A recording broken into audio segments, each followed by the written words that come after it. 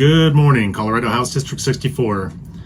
Hey, you might have noticed I was in North Carolina last week for a conference, actually a summit. It was the 2024 Live Action Summit.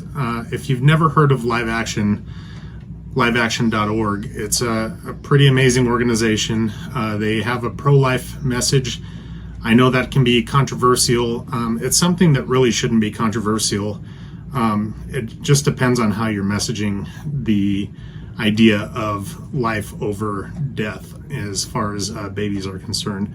And in this organization, they do a great job at reasonable, scientific, personal messaging. A lot of mothers, even women who have survived abortions, as babies, they survived abortions and confronted abortion doctors. There's a lot of good videos they have, and a lot more that are coming out on their website and on their YouTube and overall on their social media. But it was great to hear a lot of different testimonies and overall just compelling speeches from mothers who chose to carry their child full term versus mothers who had also chosen to abort their child. So it's kind of you hear both sides of the story, the double trauma that a woman goes through when something happens to them and then they choose to abort their child, the additional trauma they go through, and overall the lasting memory of the what ifs and everything else that come along with it. So it was great, and even kind of hard hearing some of the stories from some of these people, these brave women that came forward and told their story. But a lot of them are telling their story on the social media and on the YouTube channel, on the website, everything else. So I highly suggest people go and check it out. But I mean, as far as I'm concerned, most people I think know that I am pro-life. But I think when people are talking about pro-choice, people really need to understand that the choice is limited as far as messaging and as far as Google, as far as the political side of things. You will be pointed in the direction of Planned Parenthood. If you Google, I'm going to show you right over here a screenshot of me Googling it, but I encourage you to Google terms like unplanned pregnancy. I Googled unplanned pregnancy, and the first thing that came up was Planned Parenthood. The first option that came up was abortion as an option for unplanned pregnancy. We need to change that. We need to get people focused on connecting with adoptive parents. We need to get people focused on birthing centers. I think the biggest thing is people don't understand, statistically, 70% of women who've carried out an abortion have come forward and said they would have rather been a parent. They would have rather parented the child rather than killing it. So not only that, I think the misunderstanding that people have is you can't shame the person that gets an abortion. Sure, you can shame abortion doctors, the people that Planned Parenthood, shame them, the people that promote murdering kids, murdering babies. But for people that are in a dire straits, that are in crisis mode, you can't really morally shame them for exploring the option when it's really the only option that's visible when you're using these platforms that are kind of politically and liberal platforms like Google, where it's directing them toward abortion, and doctors are directing people toward abortion. OBGYNs directing people toward abortion. It's immoral, it's unethical, it's wrong. There should be more of, hey, what's going on? Understanding that a woman that finds out that she's pregnant is experiencing fear of the unknown, overall just an overwhelming stress, an overwhelming anxiety of what do I do now? I might not have a job, I might not have resources, I might not have family or support. I don't have job skills, so I can't go out and get a job right away. There's just a lot of things somebody can be experiencing that can draw them toward the choice of abortion.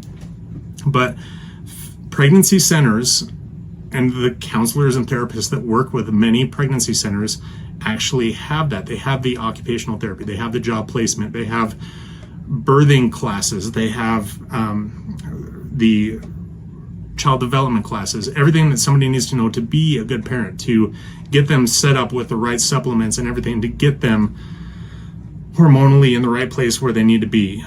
Even reversing abortions, the chemical abortions, giving them the hormones that they need to reverse an abortion. There are people that survive, and they're normal functioning adults that survived an abortion, that were able to, their mother was able to get the supplements needed to reverse an abortion, whatever the case may be.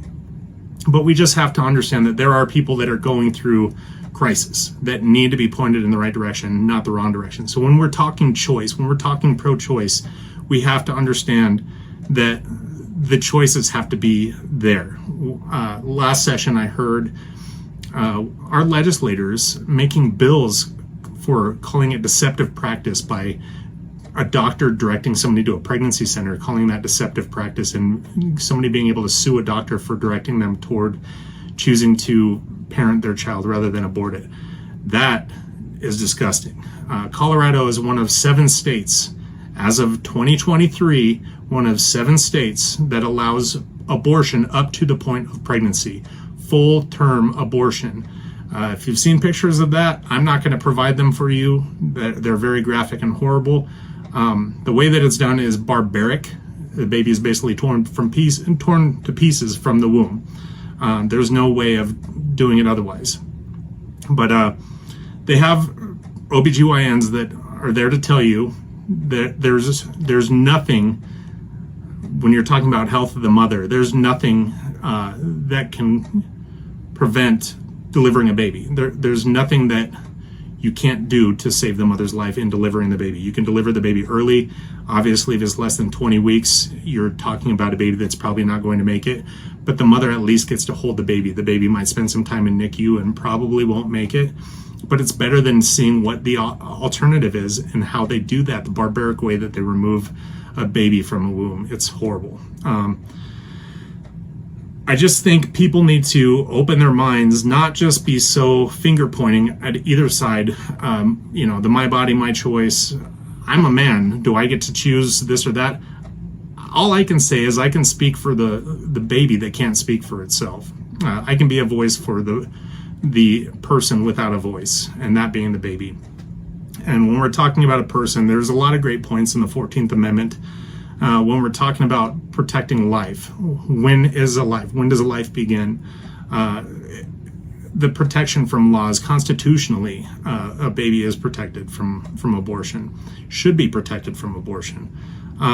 But I think the whole part of that is it came from the 1800s. I mean, that was when these things were happening. Women were dying during childbirth on a regular. So these things, the idea of everything in the verbiage that you're seeing over here on the 14th Amendment is life. And when does a life begin? It's arguable to some, but I think common sense says at conception. That's when your chromosomes come together and you have the being of a human created, and that's where it starts developing. And if you watch the video that I've attached in the link anyway in the description here, the story of Olivia, it shows an animation of the development of a baby from conception all the way to birth. It's pretty amazing. But that's what messaging needs to be. It needs to be education, it needs to be information, it needs to be feelings and compelling stories, not just data, not just hard facts of a fetus. Calling a human, not an object. It's a baby. And for those of you that are parents, I think you have to understand that too, but it's a baby. The big part about people getting pushed in the wrong direction of abortion, I think, is based on the family. And in this day and age, we are breaking down the nuclear family. We are shaming men for being masculine fathers. We are encouraging men to have a man bun and single, and not being the person that is the backbone of a family, is the strength in the family for raising a boy, for even raising a girl. The father needs to be present. We have way too many cases now where the father isn't present. You have one side where you have males that are celebrating being indefinitely single throughout their entire life, and you have the other part of that where people are marrying very early and divorcing, or not marrying, shacking up and living together, getting pregnant, and then separating. So there's just a lot of cases where you have somebody who's intentionally single and is impregnating women, or the person that is not married but shacking up and getting women pregnant, and then ending up having broken families and single moms raising kids.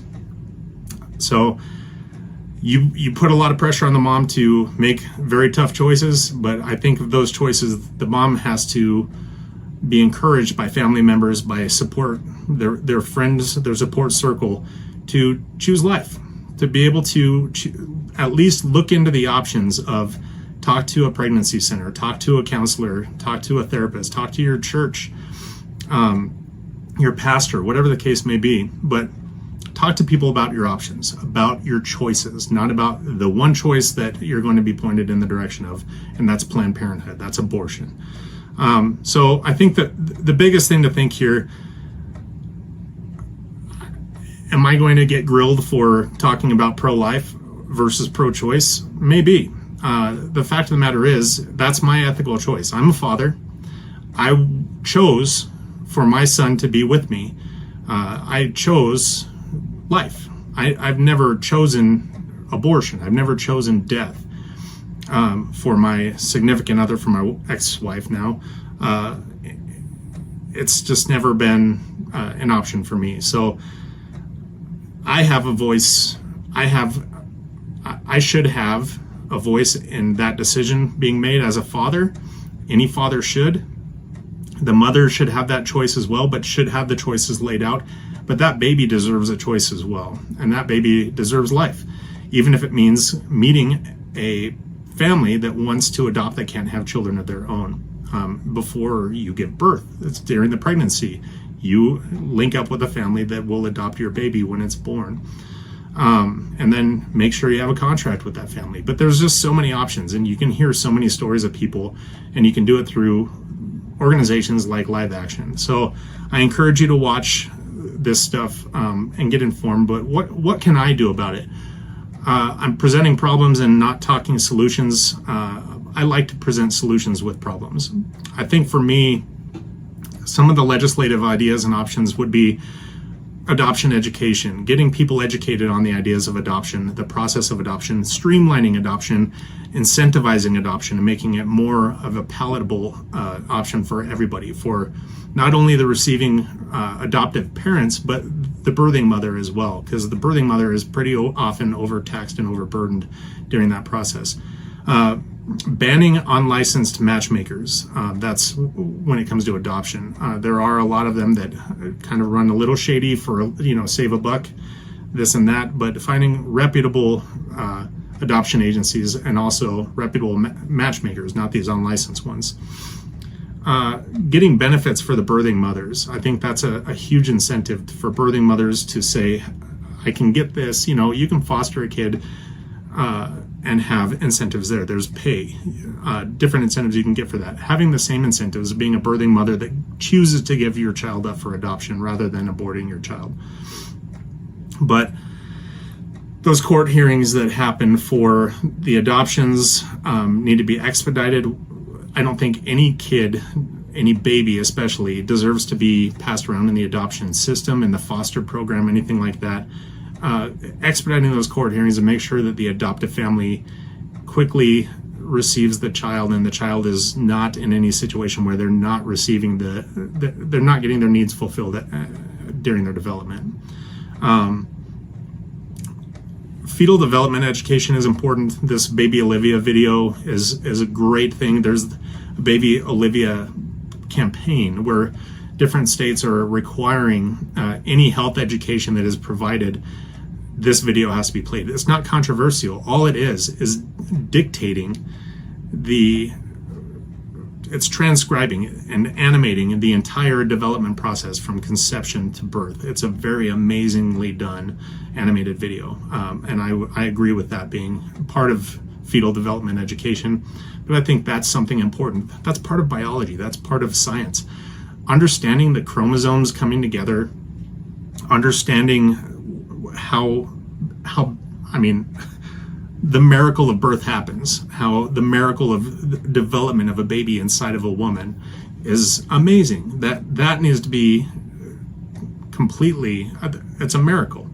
That needs to be completely exploited and shown to everyone, learning how an egg turns into a human in a matter of weeks. I mean, it's just amazing. And then obviously another issue is abandoned babies. So safe haven boxes, having different laws in place to make better options for safe haven boxes, to give people the option if they have to abandon their baby, whatever the circumstances may be. But with counseling and everything else that can be included, incentivizing counseling for people that are going through pregnancy, people that are rape victims, people that are victims of this or that and end up being a mom, end up having to make the choice to carry and even raise their child. There's going to need to be therapy, but not traumatizing somebody again after experiencing trauma, then going through double trauma of having an abortion and then living with that guilt the rest of their life and the what ifs and everything else. So a lot to kind of ponder. I know this is kind of a longer video, but I really wanted to explain some of the things that just need to be known. I would highly encourage everyone to get on LiveAction's website, liveaction.org, get on their social media on Facebook, Instagram, Twitter, even LinkedIn, seeing the videos, seeing all their interviews, seeing the information they have. Yes, some of the information is graphic, but a lot of the information is very tame, it's family oriented, and it's very informational and heartfelt. So definitely get in and check it out. Otherwise, I really just wanted to kind of share the amazing experience I had at the Live Action Summit in North Carolina last week. So I hope everyone can at least have an open mind and look into some of the things that they are teaching there, but also just have an open mind with people. Don't shame people for having that choice. Guide them and walk them in the direction that they should be going, and at least explore their options. Don't just explore one option of abortion and then trying to figure out pros and cons without having all of the information in front of you. So I know I just unpacked a lot, but I just wanted to express that. So I hope everyone has a great week. I will definitely be back either later this week or early next week for another weekly weigh-in. And until then, take care. I'll see you later.